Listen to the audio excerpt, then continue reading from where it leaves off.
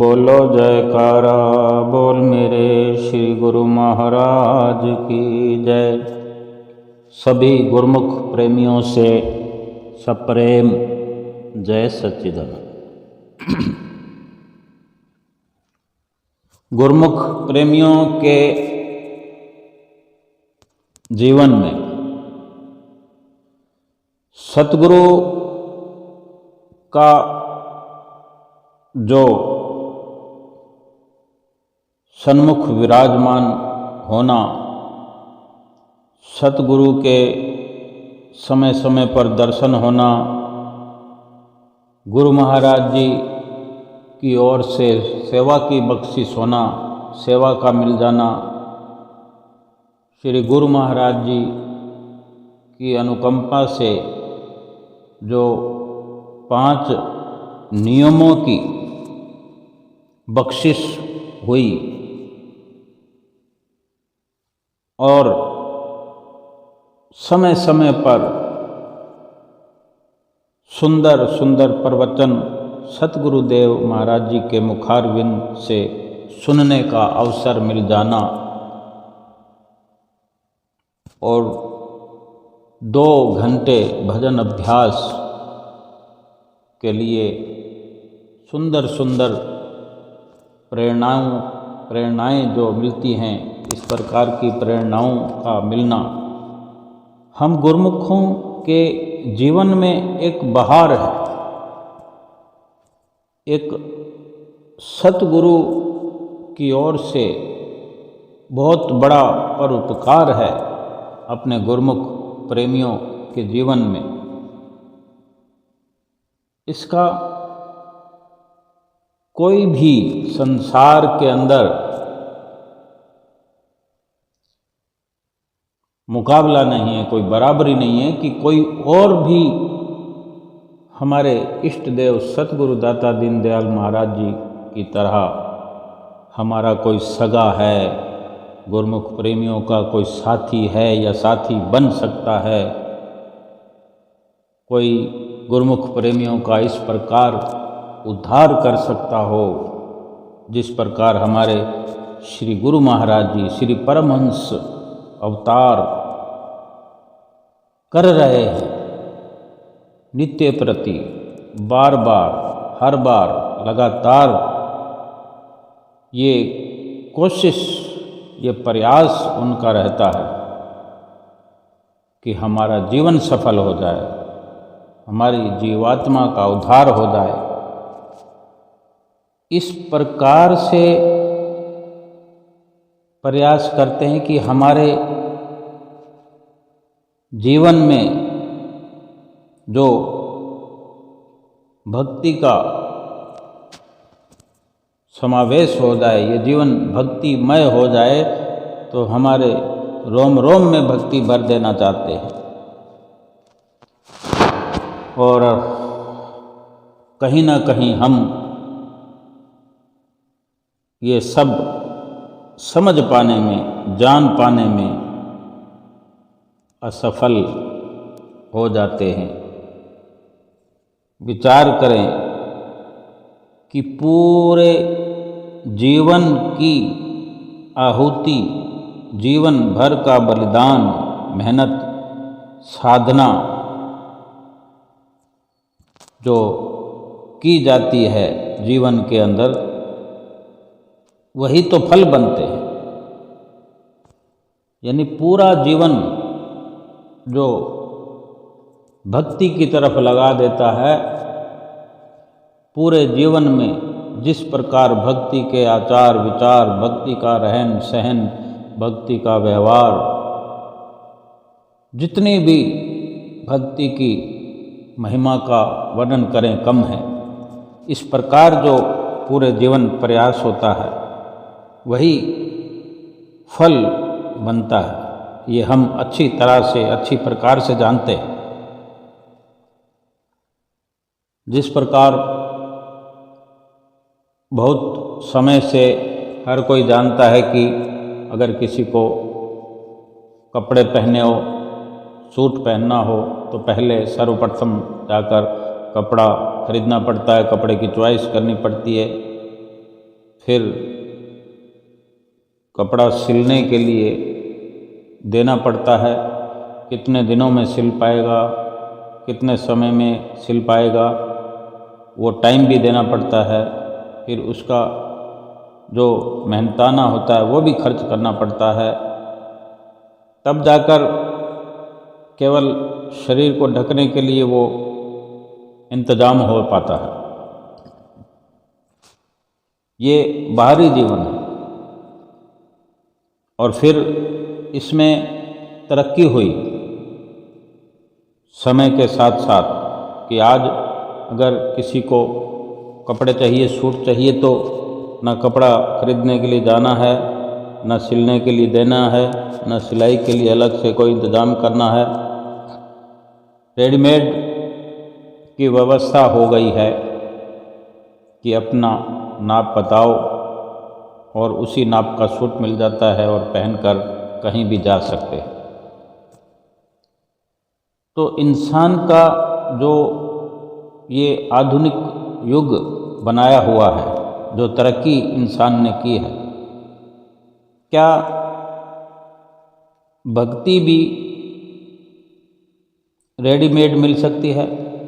परमात्मा का ज्ञान भी रेडीमेड मिल सकता है? जो महापुरुष हमें अमली कार्रवाई हमारे से करवाना चाहते हैं, क्या वो रेडीमेड हो सकता है?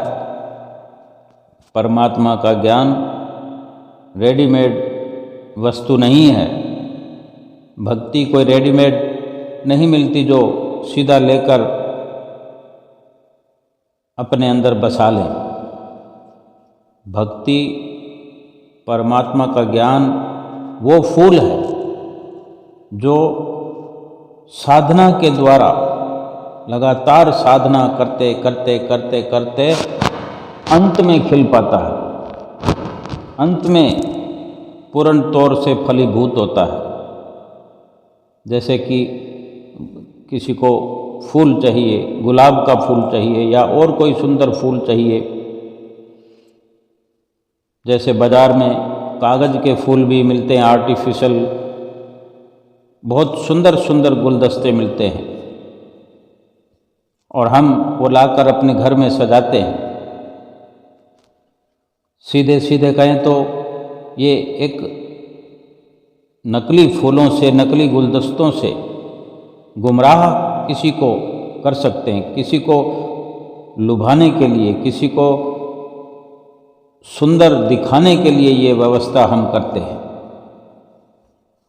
फूल कागज के सजा कर रखते हैं। जो भी हमारे संपर्क में आता है, नज़दीक आया, हमारे घर आया, तो वो दिखावटी सजावट जो है अच्छी लगती है। और जो घर नहीं आया, दूर से गुजर रहा है, हमारे किसी खिड़की झरोके से देख रहा है कि अंदर सामने सजावट हुई है, तो कई बार धोखा सा हो जाता है कि वो नकली दिखने वाले फूल भी असली की तरह दिखते हैं, असली से कहीं ज़्यादा बढ़िया सुंदर नज़र आते हैं। वो दूर से देखने वाला, बाहर से देखने वाला मन मोहित हो जाता है, धोखा खा जाता है। लेकिन उन्हीं सजावट के फूलों को लेकर हमें स्वयं को कोई धोखा नहीं हो सकता, क्योंकि हम स्वयं ही खरीद कर लाए हैं। हम ये सच्चाई अच्छे से जानते हैं कि ये फूल जो दूसरे असली समझ रहे हैं, वो फूल असली नहीं है, नकली है। और हम ये एक बहुत बड़ी बात ठीक प्रकार से जानते हैं कि अगर यही असली फूल हमें प्राप्त करने हों तो बहुत लंबी प्रक्रिया होती है, साधना करनी पड़ती है, बीज बोना पड़ता है, बीज के लिए जगह चाहिए, गमला चाहिए, उसके लिए खाद पानी, बहुत सारी व्यवस्थाएं चाहिए। और जिस दिन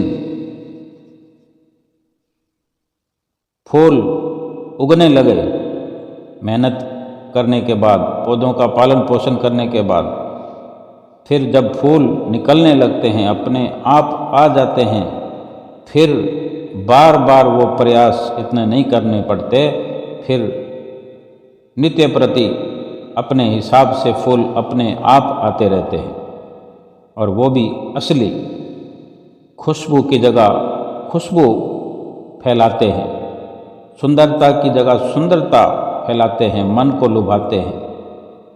थोड़ी बहुत उसके अंदर नित्य प्रति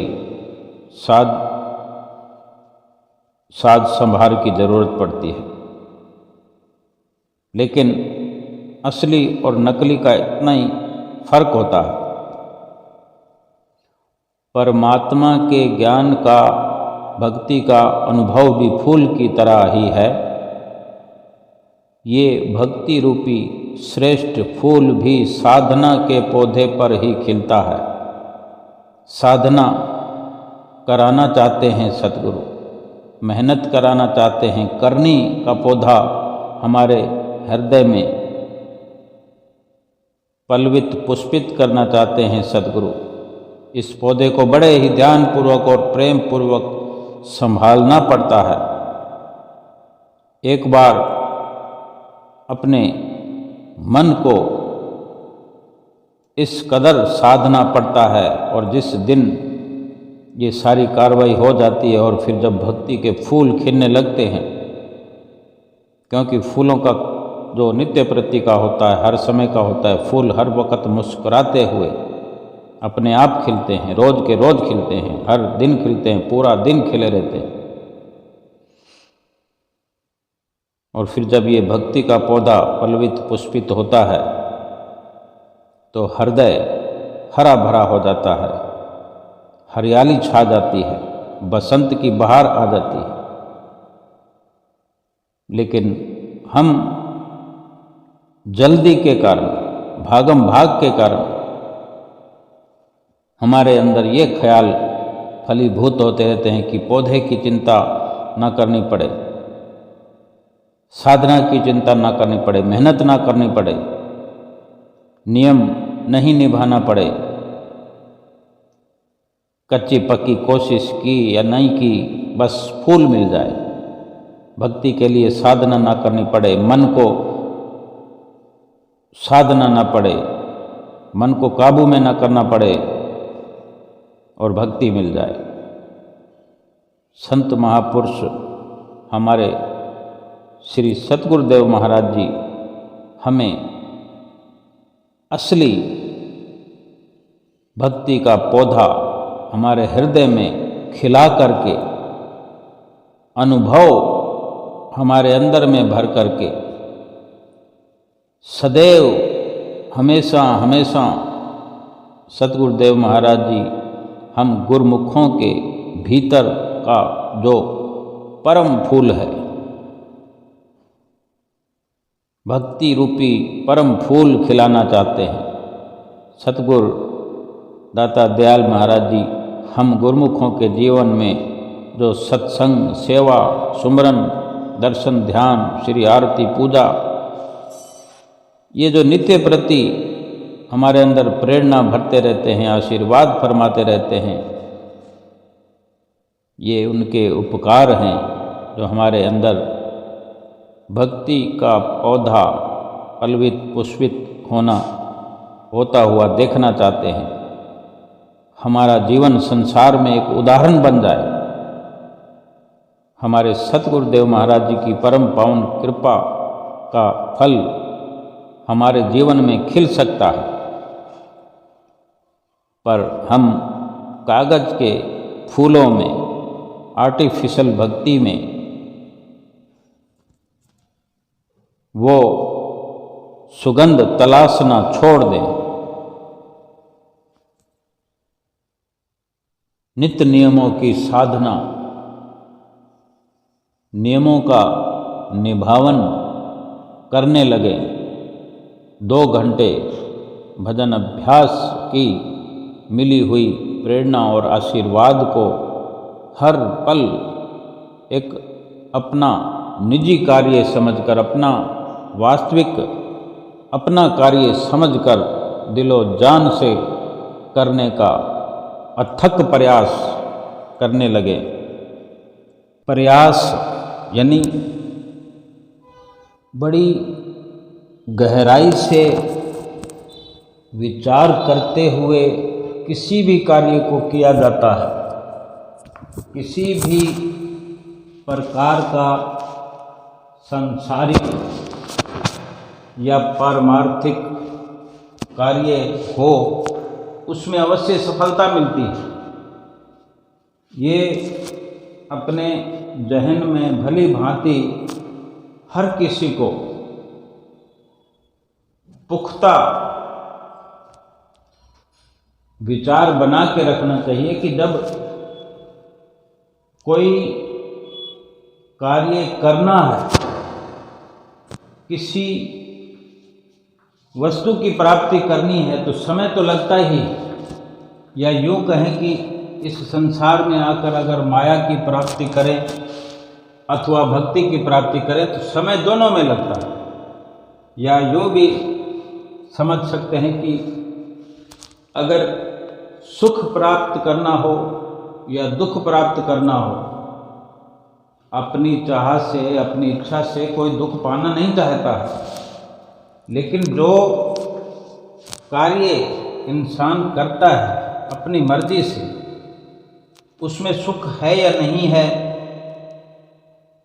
सुख तो तभी मिलेगा कि अगर उस कार्य को करने में सुख मिलना होगा तभी मिलेगा। अगर कार्य ही कोई दुख प्राप्त करने वाला करेगा तो उसमें सुख की मांग करेगा। अगर गेहूं की बिजाई की जाएगी तो जौ की प्राप्ति करना चाहे, या जौ की बिजाई करके गेहूं की फसल काटना चाहे, फिर कैसे सफलता मिलेगी? सफलता नहीं मिल सकती। इससे उचित यही है कि अगर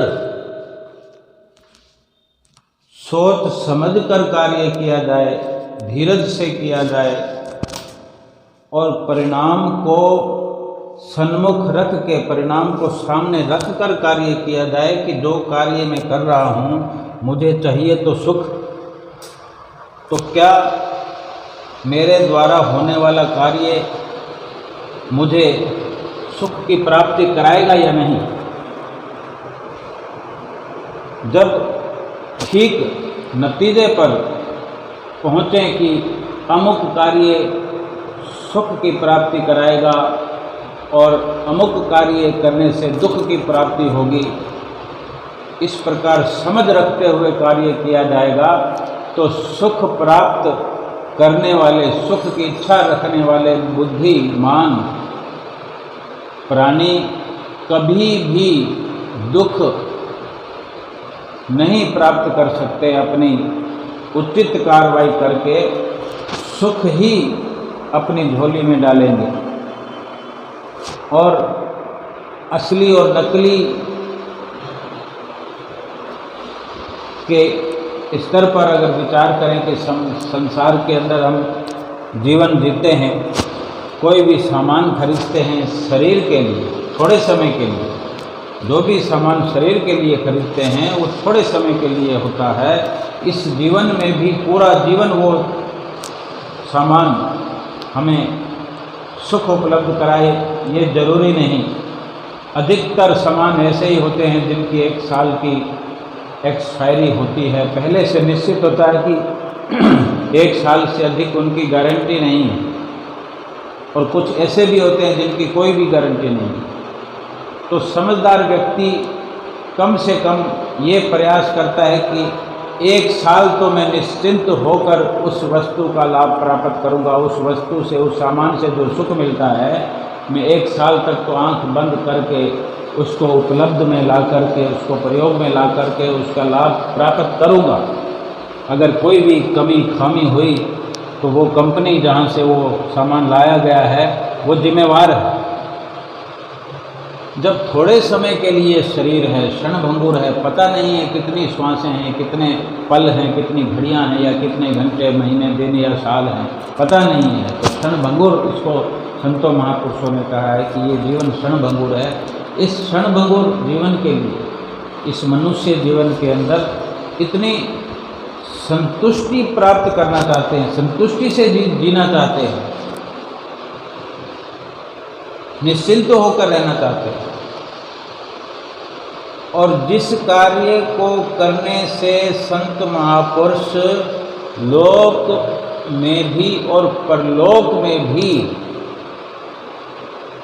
जिम्मेवारी देते हैं कि हमारी जिम्मेदारी है, जैसा हम कहते हैं हमारे कहने पर चलो, और उसमें कुछ सोचने की ज़रूरत नहीं है, क्योंकि उसके बदले में हमसे कोई भी कीमत नहीं मांगी जाती, कोई खर्च उसमें नहीं बताया जाता। उसमें हर प्रकार से भला है जो संत महापुरुष हमें हिदायत भरे वचन फरमाते हैं। जिस कार्य को करने से इस लोक और परलोक में हमारी विजय पताका फहरती है, इस लोक में भी हमें सुख मिलता है, शांति मिलती है, और परलोक भी हमारा संवरता है, वो कार्य है केवल और केवल मालिक की भजन बंदगी, मालिक के गुण अनुवाद गाना, मालिक के नाम का भजन सुमरन करना। सारी की सारी व्यवस्था संत महापुरुष स्वयं करते हैं। हमें तो केवल जैसे कि सड़क बनाने वाले ने बना दी हो, ट्रैफिक पॉइंट भी वहाँ पर बने होते हैं, दाएं बाएं आगे पीछे देखकर चलने के लिए सुख सुविधाओं वाले इस तरह की व्यवस्था होती है। लाइटें भी लगी होती है सड़कों के किनारे। फिर भी अगर इन किए हुए प्रयासों का कोई इंसान लाभ ना उठाए और ठीक प्रकार से अपने आप को नियम के तहत और खुली आंखों से सही दिशा में चलने का प्रयास ना करे और लापरवाही से कहीं गिर जाए या एक्सीडेंट हो जाए या कुछ भी हो जाए, कितनी बड़ी दुविधा हो जाती है। अगर सवारी का नुकसान हो, जिस प्रकार की सवारी हो, कार पर चलते हो, बाइक पर चलते हो या पैदल भी चलते हो, तो शरीर तो कम से कम बहुमूल्य है ही। और अगर कार में कोई चलता है और सावधानी ना होने की वजह से, लापरवाही के कारण अगर दुविधा हो जाए तो इतनी कीमती गाड़ी में नुकसान हो जाता है। और शरीर पर अगर आंच आती है तो शरीर बेकार हो जाता है। तो ये इस नुकसान को कौन पूरा करेगा, इस क्षति को कौन पूरा करेगा? अगर टांग टूट जाए, शरीर का एक अंग टूट जाए, उसको भरपाई करने में कितना समय लगता है। और ये ज़रूरी नहीं कि जो नुकसान हुआ है, शरीर का कोई अंग भंग हुआ है, तो पहले की तरह सुरक्षित वो फिर से चल पाएगा, वो अंग काम करेगा या नहीं करेगा। और कई बार तो ये ठीक पहले से ही निश्चित हो जाता है कि अब ये अंग जो है काम नहीं करेगा। अगर एक उंगली भी शरीर से अलग हो जाए या इस प्रकार उसका हनन हो जाए, रगड़ इतनी खा जाए कि फिर वो काम न करे, तो हर पल उस दुख से ये इंसान बेजार होता है, क्योंकि हर पल उस छोटी सी उंगली की ज़रूरत पड़ती है। पूरा शरीर सुरक्षित है, लेकिन एक उंगली की कमी के कारण जीवन बेकार लगने लगता है। ऐसे विचार हमारे अंदर पुख्ता हो जाते हैं, जिसकी कभी क्षतिपूर्ति नहीं होती। इसी प्रकार के बहुत से अंग हैं हमारे पास। एक आँख चली जाए, कितना बड़ा ये नुकसान है जो कभी किसी भी प्रकार से इसकी क्षतिपूर्ति नहीं होती, खामियाजा नहीं भरा जा सकता। तो सबसे ज़रूरी यही है कि ऐसा ना हो, अपने आप को सुरक्षा के दायरे में लेकर के सफ़र करना आवश्यक है। दुख ना मिले तो सोच समझ कर सफ़र करने की ज़रूरत है।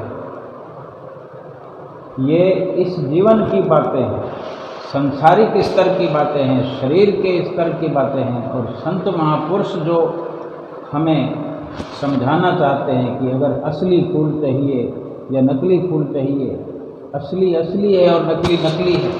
असली फूल को हाथ में लेना ज़रूरी नहीं है, वो जहाँ भी पड़ा है वो खुशबू बिखेरता है। आर्टिफिशियल फूल चाहे दूर से मन लुभावन लगता हो, संसार के समान संसार का सब कुछ मन लुभावन है, दूर से ही अच्छा लगता है। जैसे रेत का पहाड़ हो या पत्थर का पहाड़ हो, दूर से धूप के साए में वो चमकता हुआ नज़र आता है, लेकिन उस पर सफ़र करना हो तो वो दुर्गम घाटी है,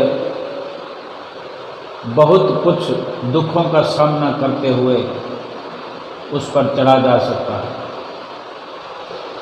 इसी प्रकार संतों महापुरुषों ने फूल, भक्ति को फूल के लिए ही बताया है। भक्ति जो है असली फूल है, असली पैदावार का फूल है, असली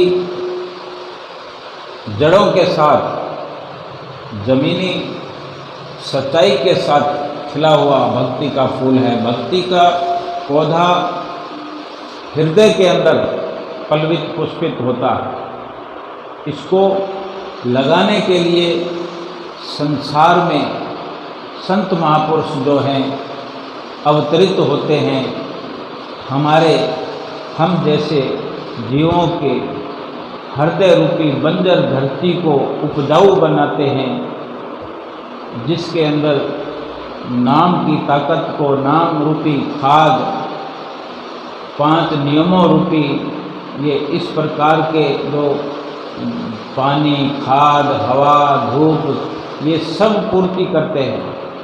और फिर जो भक्ति का उदय होता है, भक्ति की किरणें निकलती है हृदय के अंदर,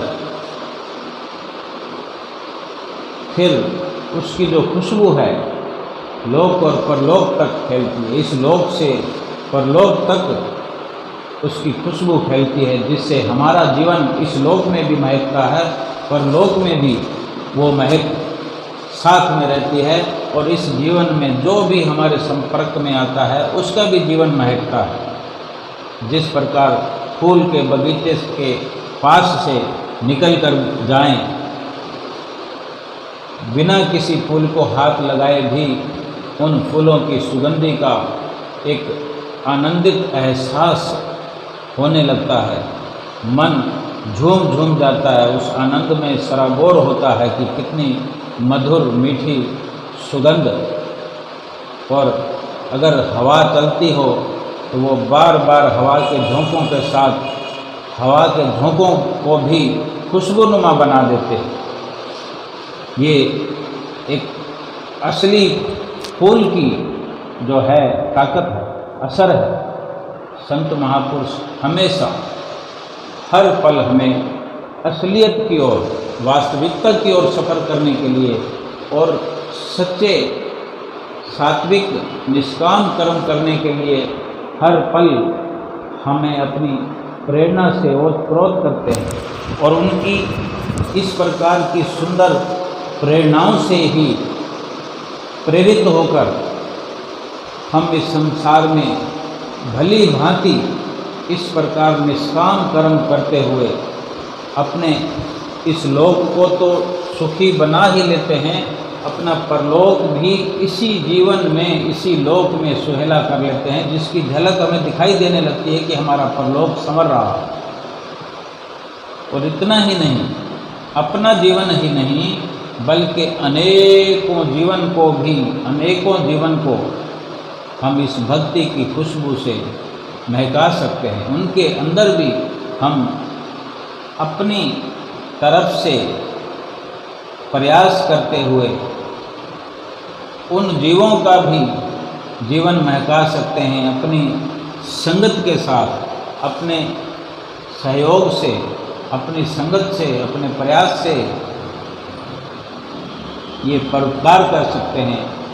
ये परोपकार करने का गुण भी सतगुरु हमें अपने चरणों से जो भक्ति की बख्शिश करते हैं, उसके अंदर वो गुण है, जो गुण हमारे अंदर में भर देते हैं कि हम अपने साथ साथ अपने संपर्क में आने वालों का भी लोक परलोक संवर जाए। ऐसा कार्य कर सकते हैं कि हम जिन सतगुरु की चरण शरण ग्रहण किए हुए जिनके गुणानुवाद हम गाते हैं, उन्हीं सतगुरु की शरण में उन जीवों को जो कि हमारे संपर्क में आते हैं, हमारे सुख का राज जानना चाहते हैं, तो हम अपने सतगुरु की चरण शरण उनको भी प्राप्त हो, ऐसा कार्य, ऐसा दिव्य परोपकार हम अपने जीवन में कर सकते हैं। किसी एक मात्र जीव को भी पूरी सफलता से अगर सतगुरु की चरण शरण में एक भी जीव को हम पहुंचा देते हैं, ऐसी प्रेरणा देते हैं, उससे न जाने कितनी सतगुरु की हम पर प्रसन्नता उतरती है। और इसी प्रकार से छोटी छोटी प्रसन्नताओं के घेरे में, ऐसी प्रसन्नताओं के सुरक्षा चक्कर में रहकर कभी भी हमारे अंदर खुशी का, सुख का, प्रसन्नता का अभाव नहीं होता। हमारा हृदय जो है सत्य सुख से भरपूर रहता है। जिसने भी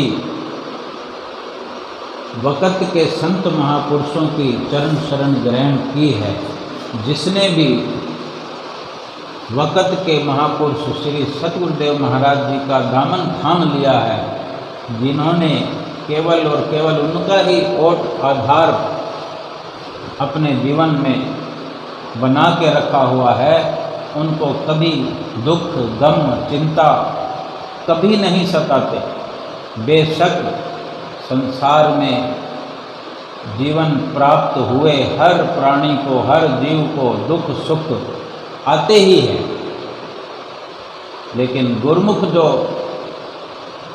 सतगुरुदेव महाराज जी के शिष्य हुआ करते हैं, उनके जीवन में जो भी दुख आते हैं वो सतगुरु की आशीर्वाद और कृपा से बिल्कुल असर ना करने जैसे दुख आते हैं, और आकर कब चले जाते हैं गुरुमुखों के जीवन से। एक गुरुमुख को पता चलता है तो यही पता चलता है कि ये मेरे सतगुरु ने इन दुखों को अपने पर लेकर केवल थोड़ा प्रसाद रूप में ये दुख मेरे तरफ आने दिया है, और इसको भोगने में भी हमें पूरी शक्ति प्रदान की है। ये साफ साफ नज़र आता है कि अगर सतगुरु हमारे जीवन में ना होते, हमें सतगुरु की शरण न मिली होती, हमने अपने सतगुरु का, श्री गुरु महाराज जी का ओट आसरा न लिया होता, तो ये जो दुख एक परछाई मात्र थोड़ा सा हल्के से असर के साथ चला जा रहा है, चला जाता हुआ नज़र आता है, ये दुख बहुत बड़ा था। और जाने कितने ऐसे दुख हर रोज़ गुरुमुख के जीवन में आकर चले जाते हैं। और एक गुरुमुख का जीवन जो है, गुरुमुख का जो पुख्ता इरादा है, उसकी सोच है, कभी भी ऐसे दुखों से गुरुमुख विचलित नहीं होता, क्योंकि सुखों के भंडार पार ब्रह्म परमेश्वर सतगुरु से उसकी रक्षा हो रही है। सतगुरु ही उसके रक्षक हैं, और सतगुरु ही सक्षम है इस दुनिया के अंदर, इस संसार के अंदर, कि वो चाहे जिस प्रकार से अपने सेवक का उद्धार कर सकते हैं, अपने प्रेमी का बेड़ा पार कर सकते हैं, अपने प्रेमी को हर पल संभालते हैं, हर वक़्त संभाल करते रहते हैं कि कहीं मेरा गुरुमुख, कहीं हमारे सेवक, चाहे जहाँ भी रहते हो, देश में रहते हो, विदेश में रहते हो, छोटे से गांव में रहते हों, झोंपड़े में रहते हों, महल में रहते हों, सेवक वही है जो केवल और केवल अपने सतगुरु की हर पल याद अपने दिल में संजोए रखता है, हर पल उनकी याद अपने हृदय के अंदर बसा कर रखता है, उनका ध्यान अपने चित्त में बसा कर रखता है, और अपना चित्त जो है सतगुरु के चरणों से जोड़ कर रखता है, तभी ये संभव होता है कि सतगुरु सेवक जितना प्यार करता है अपने सतगुरु से, सेवक से कहीं गुना ज़्यादा प्यार सतगुरु करते हैं अपने सेवक से। सतगुरु जैसा प्यारा इस दुनिया में और कोई नहीं, कोई ऐसा सुख प्रदान करने वाला इस संसार में नहीं। इसलिए जो कार्रवाई करने से सुख मिले, यानी सतगुरु ने हर कदम पर हमें वचन फरमाए हैं, फरमाते रहते हैं और हम सुनते रहते हैं कि केवल बस यही कार्य करो, बाकी सब कुछ हम तुम्हारी जिम्मेदारी इस लोक में भी लेते हैं और परलोक में भी तुम्हारा ध्यान रखेंगे, तुम्हारा ख्याल रखेंगे। सतगुरु इतनी जिम्मेदारी लेते हैं और क्या कार्य करना है, 5 नियमों की पालना करने के लिए नित्य प्रति फरमाते हैं। नित्य प्रति याद करने के लिए हमको थोड़ी थोड़ी देर में भूल हो जाती है, हम भूलनहार हैं। सतगुरु हमें बख्शते हैं, बख्शकर बार बार बख्शते हैं और फिर से चिताते हैं, फिर से याद दिलाते हैं कि 5 नियमों की पालना करनी है। 5 नियम दरबार के जो करते श्रद्धाधार, लोक और परलोक के मेरे सतगुरु जिम्मेवार। जब इतनी अनमोल दात सतगुरु ने हमें बख्शी है, सतगुरु ने हमको इतनी आज़ादी दे दी है कि इतना भर कार्य करना है कि 2 घंटे भजन अभ्यास करना है, 5 नियमों की पालना करनी है, फिर रोज़ के रोज़ पूरा दिन और रात बाकी बचे हुए समय को आप इंजॉय करो, खुशियाँ मनाओ। पंचम पातशाही गुरु महाराज जी फरमाते थे, खाओ पियो खुशियाँ मनाओ, पर बात ना भूलो एक, श्री आरती पूजा सेवा सत्संग सुमरन दर्शन ध्यान, चाहे बाधा पड़े अनेक। हम ये विचार ना रखें कि हमारा ये काम हो गया, ये काम हो गया, मैं कैसे करता। अगर हमने निश्चय कर लिया है कि हमने 2 घंटे भजन अभ्यास करना है, 5 नियमों की पालना करनी है, किसी कारण से नहीं कर पाते, तब छूट है कि जब फिर हम उसको पूरा कर सकते हैं अगले दिन, दूसरे दिन, तीसरे दिन। अगर एक दिन छुट्टी हो गई, उसकी भरपाई तो हम इसी प्रकार कर सकते हैं। आरती छूट जाती है तो कई बार आरती 3 बार करने का भी मौका मिलता है। लेकिन ये ख्याल रहे कि गुरु महाराज जी का वचन हमने पूरा करना ही करना है, गुरु महाराज जी की आज्ञा को मानना ही मानना है, तभी अपने जीवन का भली भांति हम उद्धार कर सकते हैं, अपने परलोक को संवार सकते हैं, अपना बेड़ा इस मायावी मझधार से, इस भवसागर से पार कर सकते हैं। सब कुछ सतगुरु ने करना है, हमने तो केवल इतना कहना मानना है उनका। बाकी सतगुरु हमारे जिम्मेवार हैं, इस लोक के भी जिम्मेवार हैं, परलोक के भी जिम्मेवार हैं। और क्या चाहिए हमें? आज से, अभी से ये निश्चय करना है कि जीवन तो व्यतीत हो रहा है, उम्र तो कम होती जा रही है, ये जीवन छिन रहा है, हमारे हाथों से जा रहा है। इसको रोकने के बाद भी, बहुत संभालने के बाद भी हमारे हाथों से जाता हुआ दिखाई नहीं दे रहा है। ये श्वास घट रहे हैं, उम्र के साथ उम्र जो घटती है तो शरीर को हम स्वयं देख सकते हैं कि जो बचपन के समय शरीर था, फिर युवा अवस्था में शरीर था, फिर प्रौढ़ अवस्था में, बुढ़ापे में, हर क्षण ये शरीर बदलता हुआ हमें नज़र आता है। यानी इसकी जो चमक दमक है फीकी होती हुई नज़र आती है कि आँखें कमज़ोर हुई, कान कमज़ोर हो गए, दांत कमज़ोर हो गए, दिमाग कमज़ोर हो गया, शरीर कमज़ोर हो गया। तो फिर एक दिन समाप्त हो जाएगा। जब इसको समाप्त होना ही है तो क्यों ना इसको समाप्त होने से पहले अपना लोक और परलोक संवार लें। दुनिया में जो भी मिला है दाल रोटी के लिए यत्न करना ज़रूरी है, लेकिन उनके पीछे पड़ जाना और प्रभु का नाम भुला देना ये ठीक नहीं है। हर पल को समझते हुए संभालते हुए अपने जीवन का सुधार करना है और अपने सतगुरुदेव महाराज जी की अधिक से अधिक, ज़्यादा से ज़्यादा प्रसन्नता प्राप्त करनी है।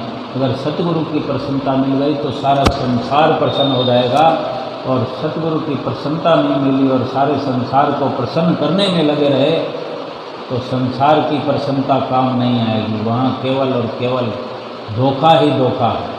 इसलिए संसार के धोखे से बचते हुए, संतों महापुरुषों की प्रसन्नता प्राप्त करते हुए अपने इस जीवन में खुशियाँ प्राप्त करते हुए सतगुरु के घर पहुँच जाना है और अपनी आत्मा को खुशहाल बनाना है। बोलो जयकारा, बोल मेरे श्री गुरु महाराज की जय।